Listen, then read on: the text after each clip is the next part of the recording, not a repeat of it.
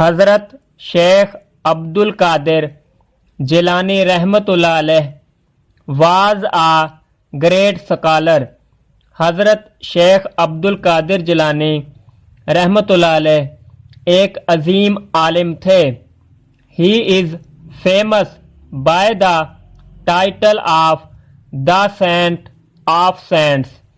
آپ ولیوں کے ولی کے لقب سے مشہور ہیں. His childhood story of truthfulness is known to all Muslims. آپ کے سچ بولنے کی کہانی تمام مسلمانوں کو معلوم ہے. In his childhood, the mother of حضرت عبد القادر رحمتullah علیہ sent him to Baghdad with a caravan.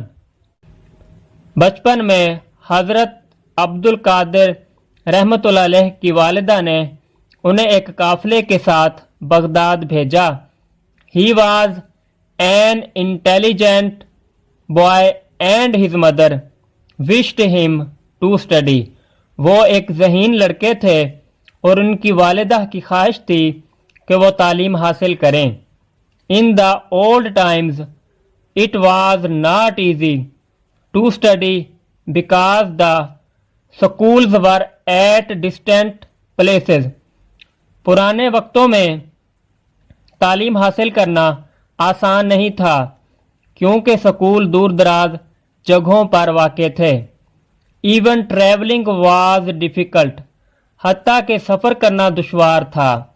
There were no roads and modern means of transport. سڑکیں اور جدید ذرائع آمد و رفت نہیں تھے. People traveled in caravan for the fear of getting robbed.